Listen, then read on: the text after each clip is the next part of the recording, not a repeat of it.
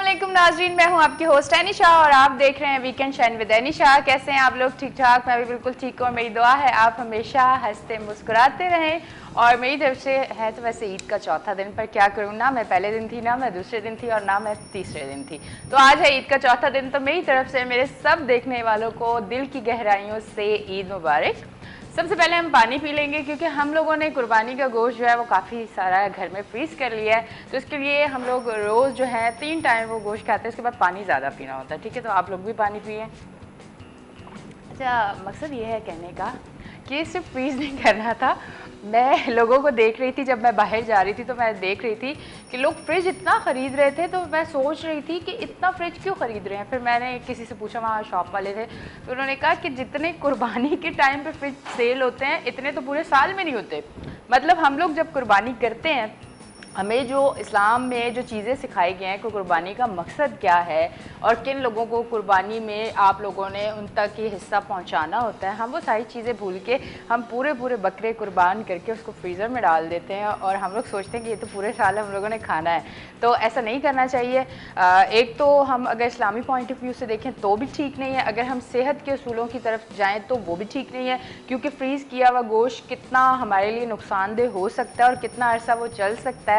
और वो जब फ्रीज़र में होता है तो उसके अंदर किस तरह के बैक्टीरिया पैदा हो जाते हैं जो हमारी सेहत के लिए अच्छे नहीं होते। ये सारी बातें मैं आपको बिल्कुल नहीं बता सकती। आपको पता है वजह क्या है? वजह यह है कि ये सारी बातें बताने के लिए कि वाकई ये जो बात है बिल्कुल कंफर्म है और ये 100% बिल्कुल ठीक है, तो उसके लिए हमारे पास, आपको पता है कि सैटरडे डॉक्टर होते हैं, तो हमारी कोशिश होती है ये सारे सवाल मैं डॉक्टर साहब से कर लूँ ताकि डॉक्टर साहब बिल्कुल सही सही बता दें, मैं भी सीख लूँ। ज़िंदगी में कहते हैं ना, ज़िंदगी में आगे बढ़ने के लिए बहुत सारी चीज़ें इंसान को सीखनी पड़ती हैं और सीखने का अमल जो लोग रोक देते हैं तो समझ जाएं कि उनकी कामयाबी भी रुक जाती है। तो इसलिए जब तक ज़िंदगी है कोशिश करें सीखते रहें, क्योंकि सीखने के अमल से ना कोई छोटा होता है और ना कोई बड़ा होता है। तो मुझे तो यहाँ से जो बातें सीखने को मिलती हैं, आप यकीन करें सीखने के बाद मैं अगर किसी महफिल में भी जाती हूँ तो मैं इस बात को ज़रूर करती हूँ और सुनने वाले कहते हैं यार बड़ी समझदार है।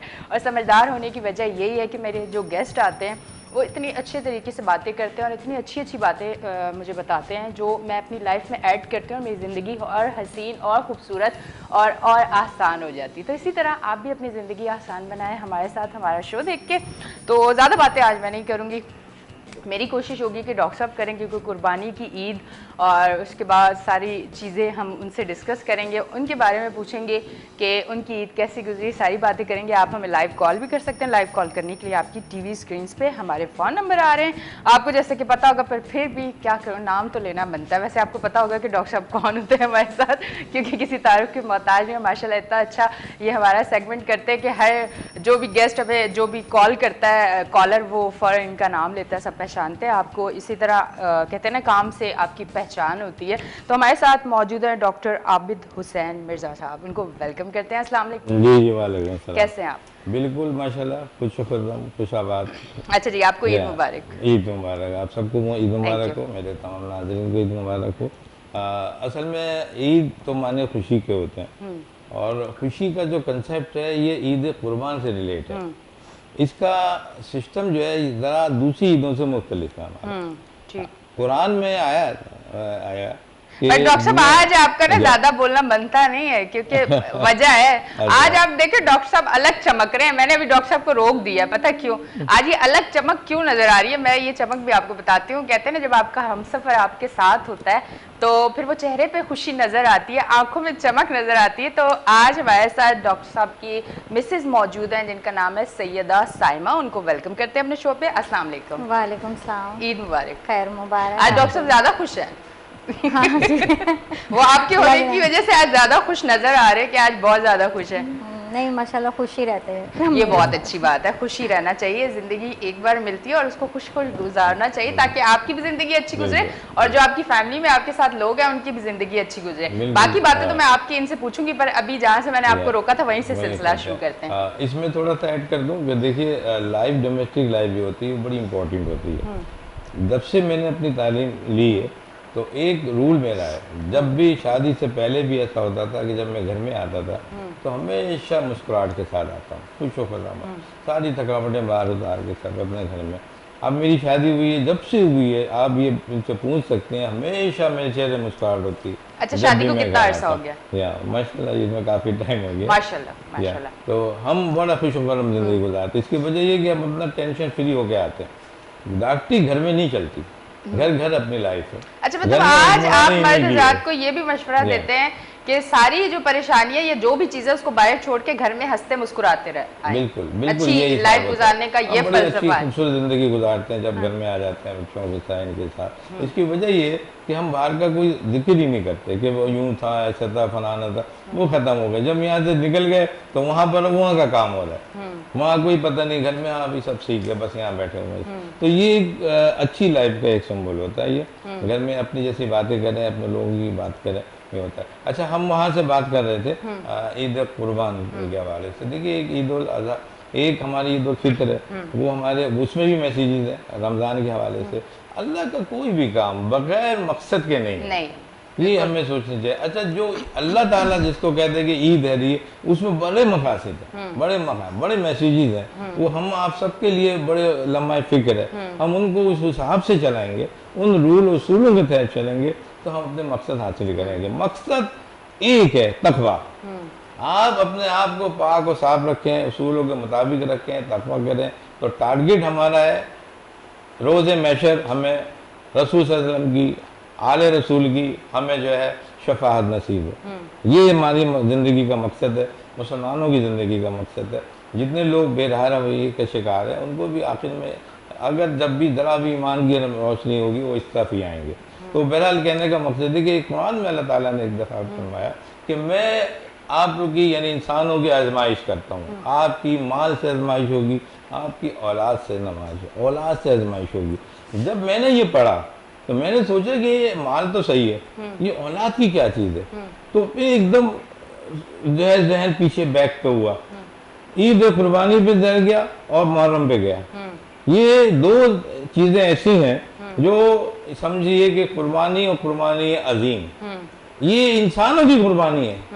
यहाँ जानवर अल्लाह ताला ने देखिए कैसे डाला। जब ओपनिंग हुई कुर्बानी की तो हज़रत इब्राहीम अलैहिस्सलाम को ख्वाब आया कि आप ऐसे ऐसा करें। तो दूसरा जो था उनका बेटा, वो भी नबी है। देखिए, वो भी नबी है। उसने कहा कि आप जैसा आपको बेहतर समझे। तो आपने क्या हुआ, आपने जब आपने आंखों पर पट्टी बांधी और आपने ज़िबा के इरादा किया, लेकिन ऐन मौके पे अल्लाह ताला को ये मंजूर था कि औलाद की कुर्बानी तुम दे रहे हो, ये मैंने कबूल कर ली है। लेकिन आगे एक मसला इससे बड़ा मैं आगे कर दूंगा जो मुहर्रम में जाएगा। अब ये हमने वहाँ के लिए कर दिया, यहाँ एक दुम्बा आ गया है, जिब्रील ले आया, हज़रत जिब्रील ले आया, तो ये कुर्बानी रुक के उसकी तरफ चले गए। अब वही चीज़ें देखिए, यहाँ ये रस्म चलनी थी। अगर इंसान की कुर्बानी होती तो आज सब माँ बाप अपने बच्चों की औलादों को ज़िबा करते। लेकिन अल्लाह का ये मकसद थोड़ी था। अल्लाह ने ये बात वाज़ेह की कि ये जो आप कुर्बानी कर रहे हैं, ये जो आप जानवर की कर रहे हैं, ये जो खून है इसका, ये जो गोश्त इसका, ये मेरे पास नहीं आ रहा है, मेरे पास आपकी नीयत आ रही है ना। इन्नमा अमालु बिन्नियात, आपका अमल जो हो रहा है, अगर नेक अमल हो रहा है तो आपकी वो चीज़ हमारे तक आएगी, तकवा आएगी हमारे पास। तो मेरा कहने का मकसद ये कि कुर्बानी जो हम कर रहे हैं उसको कुर्बानी समझे। ये वो आपके लिए नहीं है कि वही आपके बाप के फ्रिज खरीद लिए, अपने फ्रिजों में लेके वो गोश्त आपने भर दिया। अरे भाई, ये गरीबों के लिए है, समझे ना। आपको इसके हिस्से बनाने हैं, एक हिस्सा आपने अपने लिए रख लें, वो भी मैं समझता हूँ कि आप कम रखें, एक गरीबों मस्कीनों को दे दें, एक रिश्तेदारों को दे दें, और कितनी मैं समझता हूँ गुर्बत मिटेगी, बहुत गुर्बत मिटेगी। इनको मालूम है, मेरी वाइफ बैठी हुई है, मेरा तरीक़ेकार क्या है। आज डॉक्टर साहब आपको वाइफ जाके बहुत पूछेगी, मुझे पता है। पूछेंगे मुझे क्यों नहीं बोलने दिया, पहले ये बताएं, आज आपने मुझे क्यों नहीं बोलने दिया। मैंने कहा था ना कि हमारी क्लास हो जाएगी। आज मुझे अच्छा ये बताएं, ईद कैसी गुजरी? ईद पे सबसे पहले क्या किचन, क्योंकि औरतें जो है वो ईद पे तो किचन में जरूर होती है, तो सबसे पहले किचन में ईद वाले दिन क्या चीज़ आपने डॉक्टर साहब के लिए बनाई? सबसे पहले सुबह उठते ही हमने इनके लिए शीर खुरमा बनाया। अच्छा। फिर हमारे उस पर न्याज होती है सुबह सुबह, और फिर उसके बाद ये खा कर माशाल्लाह अपना तैयार व्यार होकर अपने ईद पे नमाज पे चले जाते हैं। फिर वहाँ से आते हैं, पहले वहाँ से फिर उसके बाद नमाज के बाद कब्रिस्तान चले जाते हैं अम्मी अब्बा के पास मिलने के लिए। उसके बाद फिर आते हैं तो फिर मैं खाना बना चुकी होती हूँ जब तक, तो फिर अपना जो भी इनकी पसंदीदा चीज़ें होती हैं वो बना के रखी मतलब क्या पसंदीदा चीज़ें हैं जो आज इस बार आपने ईद पे बनाई हैं? ये वाइट कढ़ाई बहुत शौक से खाते अच्छा, हैं, वाइट वो बना चिकन? लेते हैं। वो चिकन में बनती है वैसे अमूमन आप, और लेकिन ये कि बीफ में इनको कढ़ाई है, बीफ में भी कढ़ाई पसंद है ज़्यादा इनको, वो बहुत शौक से खाते हैं। अच्छा, तो वो बना लेते हैं। उसके बाद फिर शाम को हमारे कुछ फैमिली गैदरिंग्स वगैरह हो जाती हैं, या तो हमें कहीं चले जाते हैं या वो लोग हमारी तरफ होते हैं, हमारे इन लॉज वगैरह सारे, तो माशाल्लाह बहुत इंजॉय होता है बहुत। अच्छा ये मुझे बताएं, औरतों का बड़ा होता है ना कि मतलब मेरा भी होता है कि मीठी ईद हो, बड़ी ईद हो, ईदी जरूर चाहिए होती है। हाँ, ये वाली चीज़ आपके अंदर है कि नहीं है, ये मुझे बताएं। हाँ ईदी बिल्कुल है ना, ये हक है यार, मतलब फौरन ये तो देनी चाहिए, बनती है सुबह ही हमको। सुबह बल्कि डिमांड हो जाती है ईदी। हाँ। अच्छा, अपने जितने भी पैसे हो पर वो ये वाली जो खुशी होती है ना ईदी वाली, जो हस्बैंड से ईदी मिलती है, वो खुशी कुछ अलग लेवल की होती है। सारे हस्बैंड सुन ले, सब बीवियों के, ये नहीं लोग बोले कितने हस्बैंड है, लोगों को समझ ज्यादा आ जाती है मेरी बात। अच्छा ये बताएं डॉक्टर साहब, ईद वाले दिन आपको भरपूर टाइम देते हैं या फिर उस दिन भी कुछ ऐसा होता है कि नहीं आज क्लिनिक तो बंद है, किसी पेशेंट की कॉल आ गई, अब मैं डॉक्टर हूँ, मेरा तो फर्ज है, मुझे तो वहाँ पहुँचना है, ऐसा कुछ कभी हुआ लाइफ में? फ़र्ज़ के मामले में बहुत सख्त है। हाँ, फ़र्ज़ बहुत ज़्यादा, पहले फ़र्ज़ है बल्कि, तो वो अगर कोई कॉल आ जाती है और कोई उनको जाना पड़ जाए तो वो लाजमी है, उसको पहले देखेंगे, और अगर जाना ही की ज़रूरत पेश आया तो जाएंगे ज़रूर। तो अपने फ़र्ज़ के मामले में तो बहुत पहले फ़र्ज़ है, बाद में घर है। अच्छा, वो चीज़ मतलब आप समझ जाती हैं बात? अपने प्रोफेशनल से बहुत वो है। अच्छा, आप समझ जाती हैं या आप कहते नहीं आज का दिन तो हमारा है, कम से कम फैमिली को आज का दिन दे दें? डॉक्टर की वाइफ को ये चीज़ें बड़ी समझनी पड़ती हैं। डॉक्टर की अच्छा, ये पहले दिन से आप समझ गई थी या फिर आप वक्त के साथ समझिए? कुछ लोग पहले से समझ जाते हैं, तैयार रहते हैं, और कुछ लोग वक्त के साथ तैयारी कर लेते हैं कि बस अब इन चीज़ों के साथ चलना है। ये बड़ी खूबी रही है। हाँ। और जब शादी की बात ही चल रही थी तो इत्तेफाक से ये जुमले मैंने अपने सास को बताए थे कि मैं डॉक्टर हूँ, इनको अंडरस्टैंड करना पड़ेगा, वरना पे वो लाइफ बदमजगी होती है, इसलिए कि मेरी लाइफ बिजी लाइफ है। अच्छा, आपकी वाइफ भी डॉक्टर है? सॉरी, नहीं डॉक्टर नहीं, डोमेस्टिक है। अच्छा, तो उसमें ज़रा प्रॉब्लम होता है, और इस वाली शादी का मकसद भी यही था कि कम से कम घर में आगे तो मैं कुछ अपने प्रोफेशन से हट के बात करूँ। हट के बात करो, बिल्कुल। घर पे भी सारी वही बातें हो रही हो। अब हम लोग बाहर जाते हैं, घूमते फिरते हैं तो अलग इंजॉय करते हैं। जैसे जो वो इंजॉय जिसे हम ग्लैमर कहते हैं, वो टाइप की चीज़ें जो मौसमी हिसाब से होती है वो मुझमें ज़रा कम है, क्योंकि हमने ज़्यादा वक्त अपने पढ़ाई में गुजारा, मरीजों के साथ था। इन्होंने उस ग्लैमर को इंस्पायर किया तो बड़ी खूबसूरत लाइफ हो जाती है। हम बहुत मुल्कों में गए बाहर, सिंगापुर, ये वो बहुत ज़्यादा हमने घूमे फिरे, हमें बहुत इंजॉय हुआ। तो मैं ये मैसेज देता हूँ कि यही नहीं कि डॉक्टर अपने हम प्रोफेशन से शादी करे, मैं समझता हूँ एक पढ़ी लिखी खातून एक अच्छा घराना हो, हाँ, तो बहुत कामयाब लाइफ गुजरती है इंसान की। हाँ। तो उसकी मिसाल इनकी। अच्छा डॉक्टर साहब, मैं एक सवाल आपसे पूछना चाहूँगी, आज सारे सुन रहे हैं गौर से हमारा शो, आज कुछ और ही बातें हो रही है। डॉक्टर साहब ये बताएं कि अक्सर लोग जैसे आप देखें मुख्तलिफ ऐप्स पे बड़ा मजाक बनाया हुआ होता है, वाइफ से तंग आ गए, भाई ससुराल चली जाए 2 दिन के लिए, शुक्र है सो गई है, ये हो गया वो हो गई, सारी चीज़ें आप भी अक्सर देखते होंगे जब थोड़ा बहुत टाइम मिलता होगा। तो मुझे आप ये बताएं कि शादी के स्टार्ट में जो मोहब्बत का लेवल था, क्योंकि ये एक बड़ा पाक रिश्ता है, निकाह होते ही जो मोहब्बत अल्लाह की तरफ से शामिल हो जाती है उसका लेवल तो कुछ और है, वो अभी तक उतना मतलब उसी तरह भरपूर है या वक्त के साथ कुछ कमी आती है? तो ये उससे बहुत या बढ़ जाती है? उससे बहुत बढ़ गई, क्योंकि फिर बच्चे, फिर फैमिली, अब ये बहुत ज़्यादा केयरिंग हो गई है, बहुत ज़्यादा।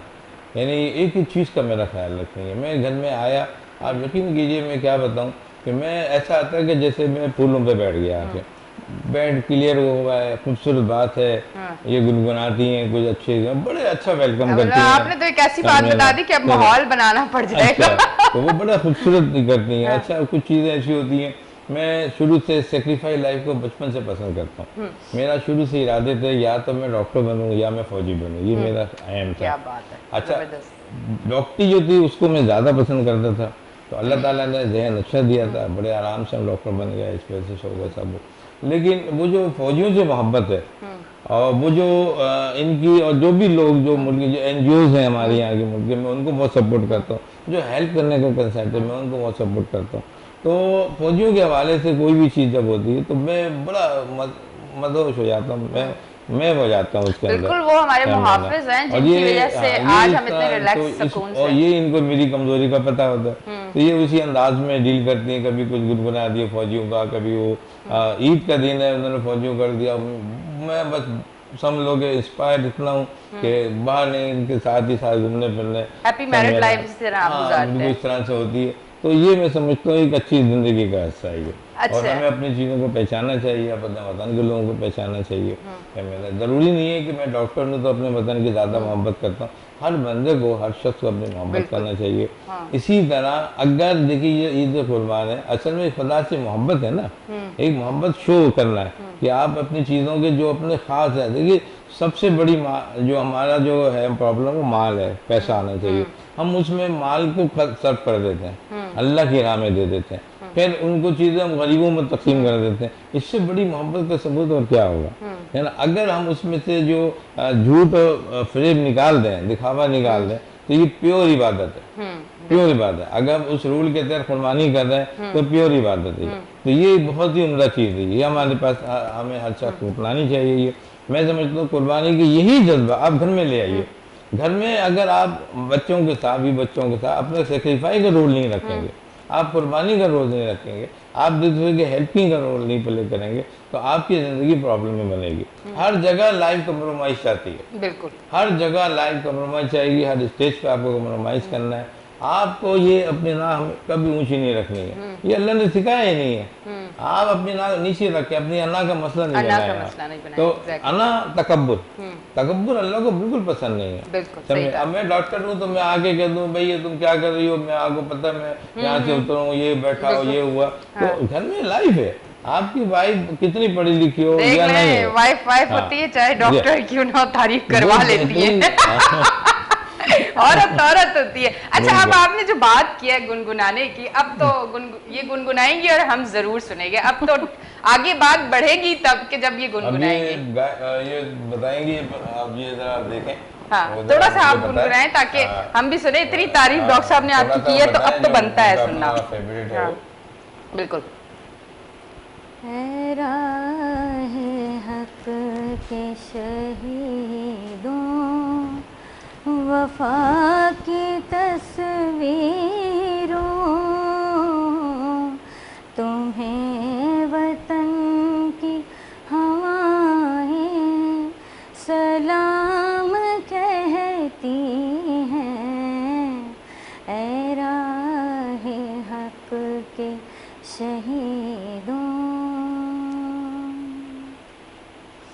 चले जो होगे शहादत का जाम पी कर तुम, रसूल पाक ने बाहों में ले लिया होगा। अली तुम्हारी शुजाअत पे झूमते होंगे, हुसैन पाक ने इरशाद ये किया होगा। तुम्हें खुदा की रज़ाएं सलाम कहती हैं। ऐ राहे हक के शहीदों। क्या बात है जी, जबरदस्त, माशाल्लाह, क्या आवाज़ है इनकी और कितने सुर में इन्होंने ये सुनाया। और फिर साथ साथ एक माहौल इसलिए बन गया कि मेरे जितने भी देखने वाले लोग हैं, यकीनन कोई ऐसा एक भी नहीं होगा जो हमारी पाक आर्मी को मोहब्बत ना करता हो। पाक आर्मी जिंदाबाद। आप यकीन करें, वो सरहदों पे हैं तो आज हम सुकून की नींद अपने घर में करते हैं। और मैं बहुत फ़ख्र करती हूँ कि मैं पाकिस्तानी हूँ और हमारे पास पाक आर्मी है। और कहते हैं ना, मैं अक्सर कुछ सोशल मीडिया पे ऐसे प्रोग्राम्स होते हैं कि जो हमारे जवान हैं, शहीद हो चुके हैं, और उनकी फैमिली से इंटरव्यू लिया जाता है, उनकी माओं से इंटरव्यू लिया जाता है। आप यकीन करें उनकी आंखों में कहीं मुझे आंसू नज़र नहीं आते, फ़ख्र उनके अंदर नज़र आता है कि वो फ़ख्र करती हैं कि वो मुल्क के लिए कुर्बान उन्होंने किए हैं अपने बच्चे, और ये बहुत बड़ा दिल है उन माओं का। और ऐसी माएँ जो हैं वो सिर्फ पाकिस्तान की पाक आर्मी के जो जवान हैं उन्हीं की माएँ हैं, वरना इतना बड़ा दिल किसी माँ का नहीं होता। क्यों डॉक्टर साहब, मैं सही कह रही हूँ? बिल्कुल सही कह रही हैं। हमारी तीनों फोर्सेस हमारी माशाल्लाह इस काम में बहुत आगे हैं। जज्बे शहादत मैंने देखा हमारे हर फौजी में कूट कूट के भरा हुआ है। पता नहीं इनकी तरबियत कैसी हुई है, इनके पेरेंट ने क्या तरबियत की है इन लोगों की, इतना जज्बा है उनको, जो है जज्बा शहादत पाया जाता है, समझे ना। मैं फख्र करता हूँ उन लोगों पे, समझे ना। और मैं दिल चाहता है कि हम सब फौजी हों, समझे, हमारा पूरा मुल्क फौजियों से भरा, हर शख्स फौजी हो। आप देखें उसकी लाइफ ही कुछ और होती है, समझना, यही कुर्बानी। अब जबकि चूंकि जज्बे हमारे फौजी को हवाले से पूरी ज़िंदगी में, क्योंकि बॉर्डर की लाइफ है, हमारी सिविलियन लाइफ है, तो हम उन लोगों से थोड़ा डिस्टेंस पे रहते हैं। लेकिन वो सब चीज़ें हमारे, देखिए अल्लाह ने हमको सिखा दी कि आप एक दूसरे के साथ मोहब्बत से पेश आएँ, आप दूसरों के साथ एक जो भी उनके मुश्किल मसाइल आप उनको देखें। ये जो भी जैसे बात कर रही थी कि ईद बकरीद कोई बात, मेरे पास कोई भी मरीज़ का फ़ोन आता है, किसी वक्त भी आता है, मैं ये उसूल मैंने रखा ही नहीं है कि भाई मेरा टाइम नहीं, मैं नहीं देख रहा। मैं हूँ ही नहीं के लिए, पैदा इसीलिए हुआ हूँ। मैं आधी रात को भी जाऊँगा।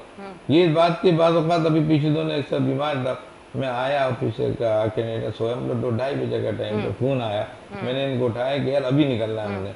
नहीं क्या हुआ, मैंने कहा वो बीमार है। अच्छा फ़ौन निकले। भाई इतनी खूबसूरत लाइफ होती है, ये सेक्रीफाई की लाइफ बड़ी पसंद है। पर क्या करें, एक आपको पता है कि प्रोग्राम में भी एक टाइम होता है कि जहाँ हम लोगों ने अपनी बातों को सेक्रीफाइस करना होता है। पता नहीं डॉक्टर साहब को क्या होता है टाइम, आपको तो पता है वो वक्फा होता है। तो जी नाज़रीन, कहीं ना जाए, अभी डॉक्टर साहब हमारे साथ मौजूद है। थोड़े मैंने जो शुरू में बात की थी ना, डॉक्टर साहब से पूछेंगे फ्रीज किया हुआ गोश्त और ये सारे मामला। अब डॉक्टर साहब से कुछ इन चीज़ों पे भी बातें करनी, ईद पे कर ली है, तो कहीं ना जाए, देखते रहे हमारे programme weekend shine with Anisha. लेते हैं एक छोटी सी ब्रेक, मिलते हैं ब्रेक के बाद।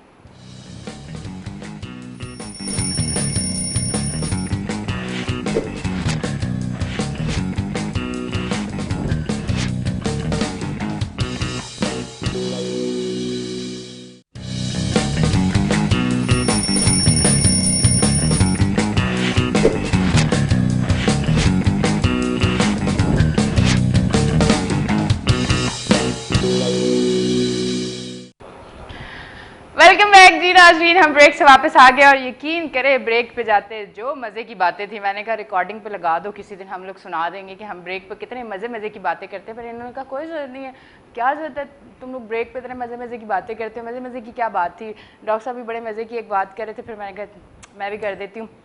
मैंने डॉक्टर साहब को कहा माशाल्लाह डॉक्टर साहब, मैं बड़ी खुश हुई हूँ, इतना अच्छा कपल देख के, इतना प्यार वाला, इतनी मोहब्बत वाला।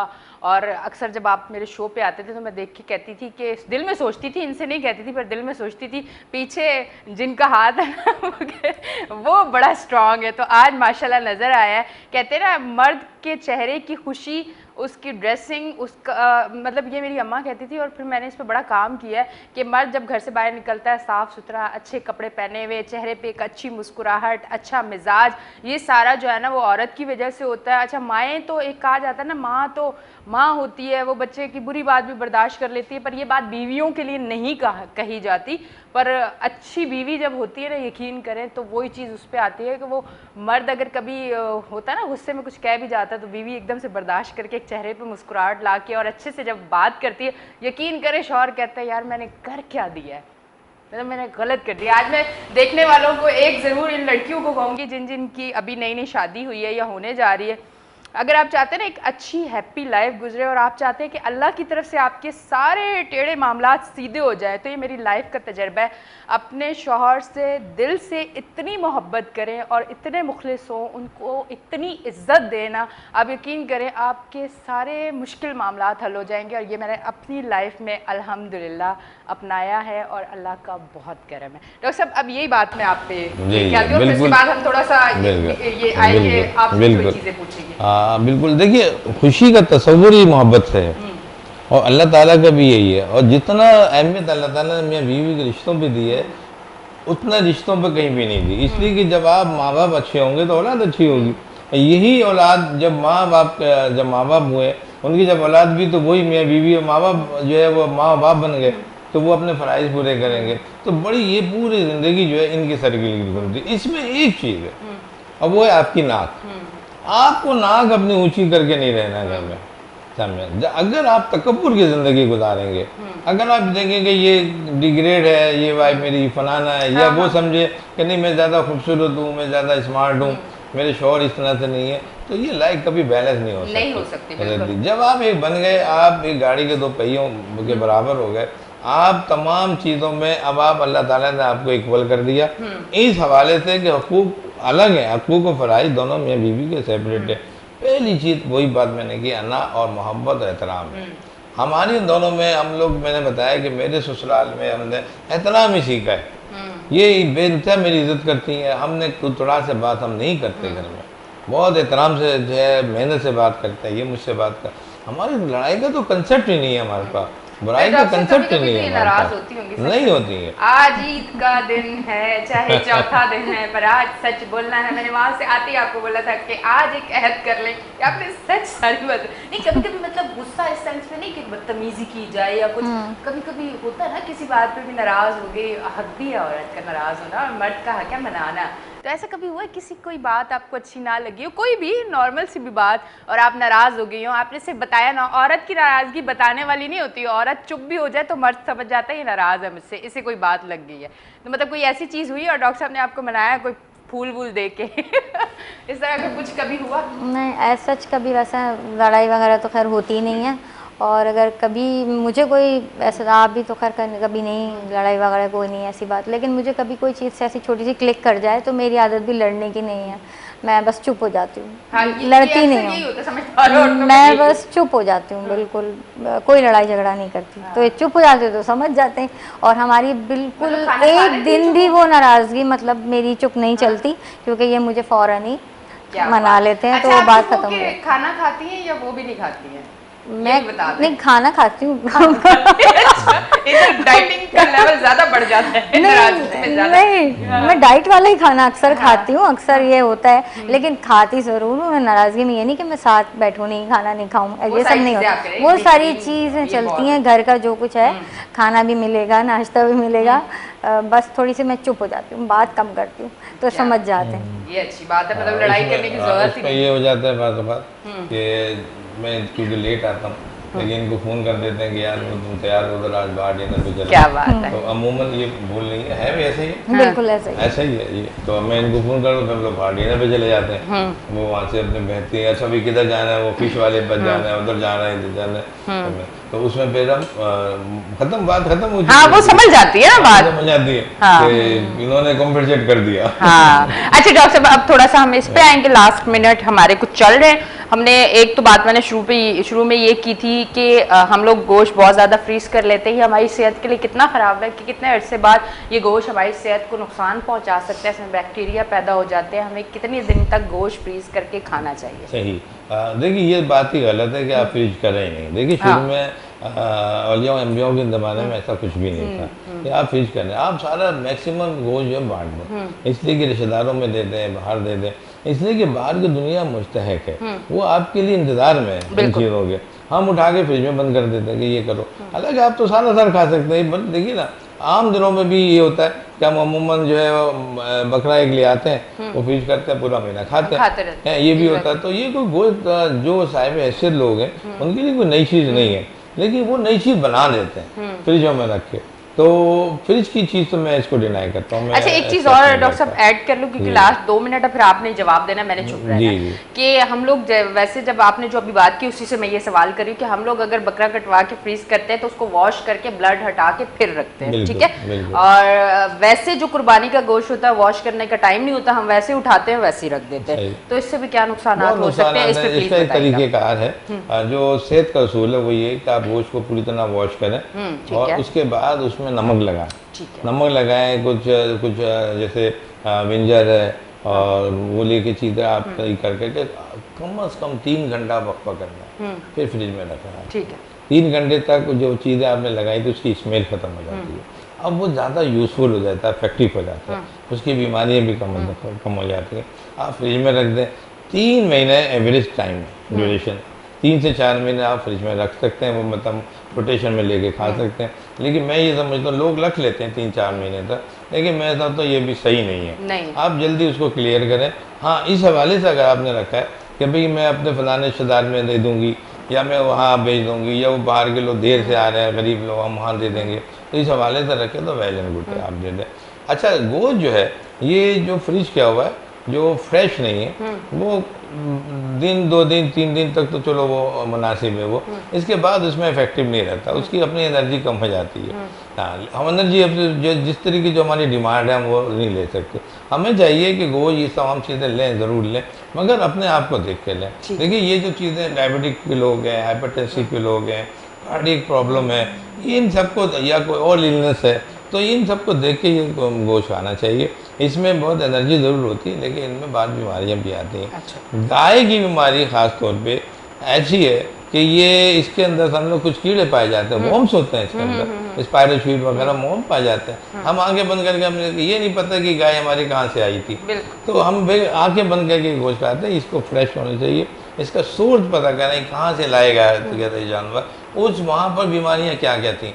ऐसा तो नहीं कि ये कैरियर था सब में ना। अब जो बीमारियाँ आ रही हैं, आप देखें ये जो कोरोना आया था, ये पहले एनिमल से आया था, पिग से आया था, बैट से आया था ये, तो पिग वहाँ बहुत खाए जाते हैं, बहुत खाए जाते हैं। तो हमें ये समझना चाहिए कि हम जो कुर्बानी कर रहे हैं, ठीक है, जब आपने अल्लाह का नाम लेके उसको आपने लिया और बांट दिया तो वो हमारे लिए अच्छा हो गया।